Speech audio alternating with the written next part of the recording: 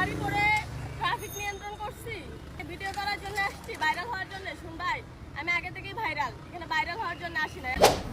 ভাই বলে শিক্ষার্থী, লাস্টের একটা কথা শুনলাম, আরো ছিল কাইটা দিলাম।